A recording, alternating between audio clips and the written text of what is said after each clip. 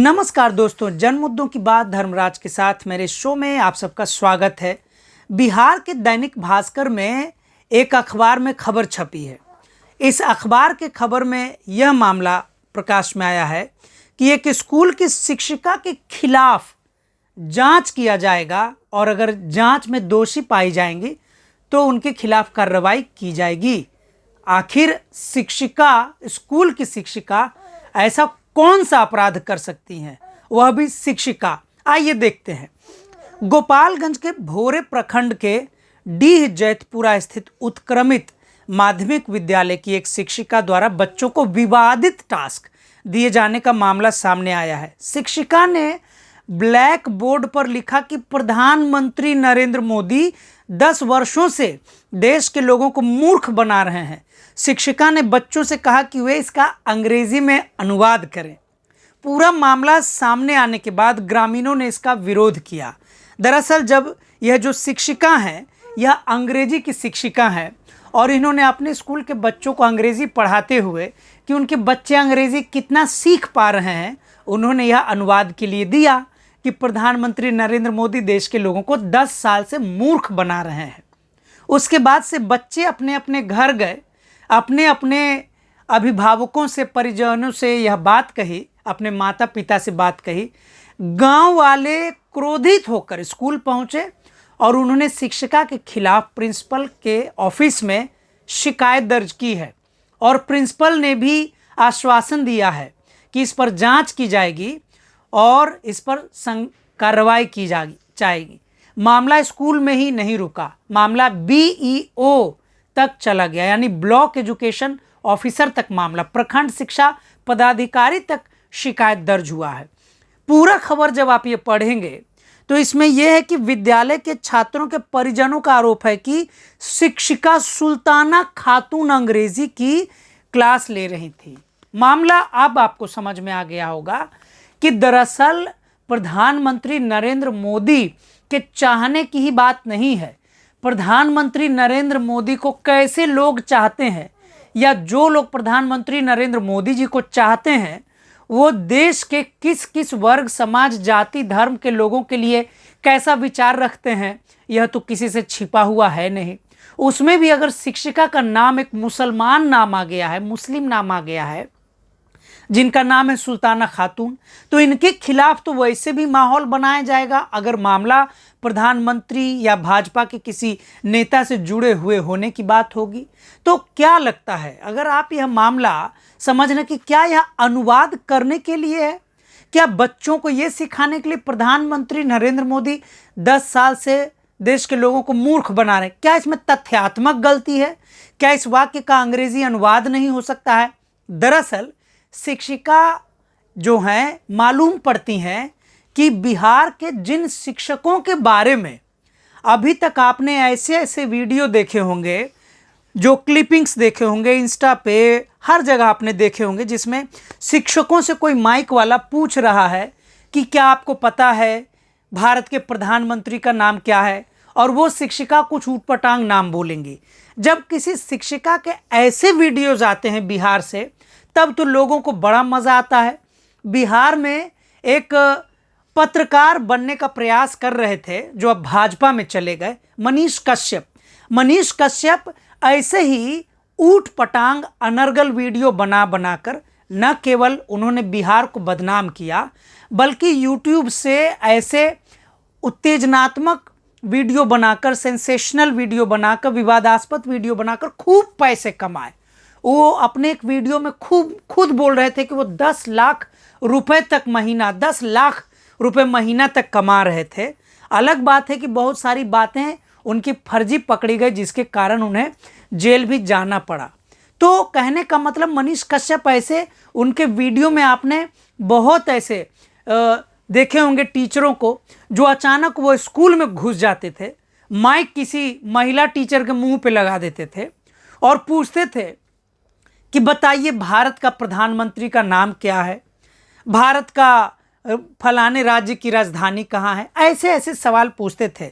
और शिक्षिका जो अपने काम से काम रखती थी, जिस व्यक्ति को किसी भी राजनीति से कोई मतलब नहीं है। वह जाती हैं जिस महिला को पहले क्लास के बच्चे को, दूसरे क्लास के बच्चे को, तीसरे क्लास के, चौथे क्लास के बच्चों को पढ़ाना हो, प्राथमिक स्कूल में पढ़ाना हो, उनको अगर राजनीति में दिलचस्पी नहीं है, अगर उनको भारत में रेलवे मंत्री का नाम नहीं पता है, इसमें कोई अपमानजनक बात मेरे ख्याल से तो नहीं है। हाँ, अगर जानना चाहिए, अगर वे जानती तो अच्छा लगता, नहीं जानती तो मेरी दृष्टि में मुझे लगता है कि वह जो शिक्षक, जो शिक्षिका जिन स्तर के बच्चों को पढ़ाती हैं उसका ज्ञान उनमें होना ज़्यादा ज़रूरी है।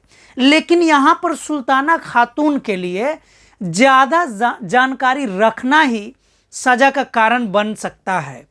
कारण यह भी नहीं है कि उनके पास ज़्यादा जानकारी है, कारण यह है कि वो मुसलमान हैं और उन्होंने सच्ची बात भी बोल दी है। इस चैनल के माध्यम से मैं ही यह बात को कह रहा हूँ कि देश के प्रधानमंत्री नरेंद्र मोदी देश के लोगों को 10 साल से मूर्ख बना रहे हैं।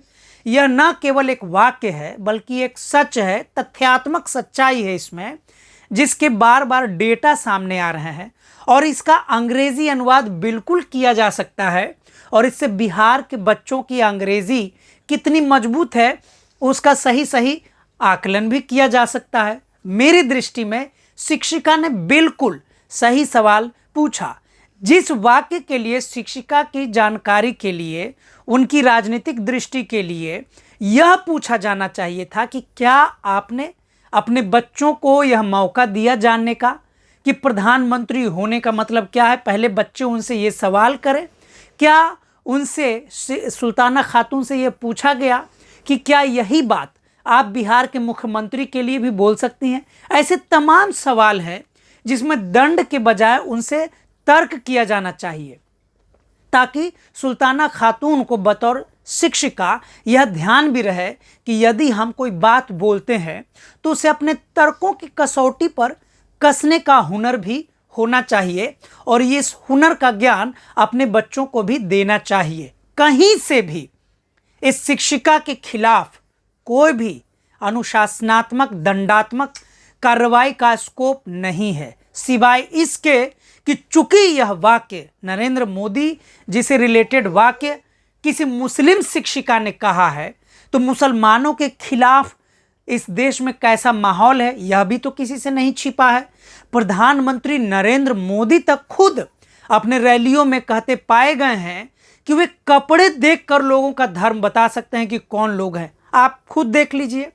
आप देख सकते हैं कि हाल में उत्तर प्रदेश में एक एक फल वाले, सब्जी वाले, ठेले वाले का नाम सिर्फ इस डर से लिखवाने की बात चली थी कि वो कौन मुसलमान है, ताकि लोगों को पता चल सके।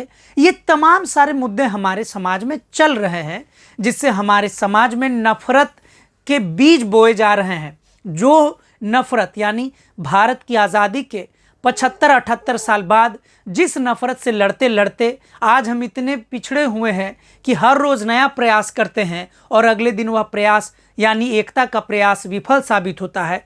ऐसे में भी जो सरकार है भाजपा, यानी केंद्र में और राज्यों में जो भाजपा शासित राज्य है, उन राज्यों में नफरत के बीज हर रोज़ बोए जा रहे हैं। ऐसे में अगर सुल्ताना खातून जैसी शिक्षिका हैं तो उनके खिलाफ कार्रवाई कोई आश्चर्य की बात नहीं है। लेकिन तब इतना ज़रूर है कि अगर उनके खिलाफ कार्रवाई होती है तो यह बिहार के शिक्षा विभाग, बिहार के शिक्षा मंत्री और बिहार के मुख्यमंत्री श्री नीतीश कुमार जी के लिए शर्मिंदगी का मामला होगा। बल्कि उस शिक्षिका से यह पूछा जाना चाहिए, उन्हें प्रमोशन दे देना चाहिए कि वो जाएं और आगे उत्क्रमित माध्यमिक विद्यालय में नहीं, हाई स्कूल के बच्चों को पढ़ाएं, 9वीं 10वीं के बच्चों को पढ़ाएं, +2 के बच्चों को पढ़ाएं कि आखिर अगर उनमें इतनी चेतना है कि किसी प्रधानमंत्री के कार्यकाल का, किसी प्रधानमंत्री के किए गए वादों के आकलन का अगर वह विश्लेषण कर सकती हैं, तो बिहार बोर्ड में, भारत के तमाम बोर्ड में 9वें 8वें 10वें के बच्चों को इतना तर्क तो आना चाहिए। अपने लोकतंत्र की समझ, संसद की समझ, प्रधानमंत्री के कार्यों की समझ, मौलिक अधिकारों की समझ, जो हम डायरेक्टिव प्रिंसिपल्स बोलते हैं, यानी कि जो नीति निर्देशक तत्व हैं संविधान में, उसकी मौलिक समझ होनी चाहिए। और जो इस तरीके के वाक्य जो सुल्ताना खातून ने दिया है, उससे साफ पता चलता है कि उन्हें राजनीति विज्ञान में भी दिलचस्पी है। और सबसे अच्छी बात यह है कि वह अंग्रेजी की शिक्षिका हैं, यानी वह पढ़ने लिखने वाली भी शिक्षिका हैं। बिहार में अंग्रेजी की शिक्षिका, वह भी मुस्लिम समाज से आकर एक महिला का होना, इसके लिए तो शिक्षिका को बधाई दिया जाना चाहिए था, उनकी प्रशंसा होनी चाहिए थी। लेकिन हमारा कट्टर समाज, हमारा जो संकीर्ण समाज ऐसे शिक्षिका को दंडित करने के लिए प्राचार्य के पास शिकायत लेकर गए हैं। यह बहुत ही शर्मिंदगी की बात है। मैं अपनी इस वीडियो के माध्यम से, अगर आप यह वीडियो सुन रहे हैं, तो बिहार सरकार से, वहाँ के गोपालगंज के BEO से, DM से और जो संलग्न पदाधिकारी होंगे उनसे दरख्वास्त करता हूँ, गुजारिश करता हूँ कि सुल्ताना खातून से बेशक अगर आपको शक है तो उनसे तर्क पूछे जाएं कि वो उन्होंने जो वाक्य बोले हैं, क्या उनके ज्ञान के हिसाब से उस वाक्य को साबित कर सकती हैं, क्या वो बता सकते हैं कि उन्हें ऐसा क्यों लगता है। किसी भी सूरत में उन्हें दंडित न किया जाए।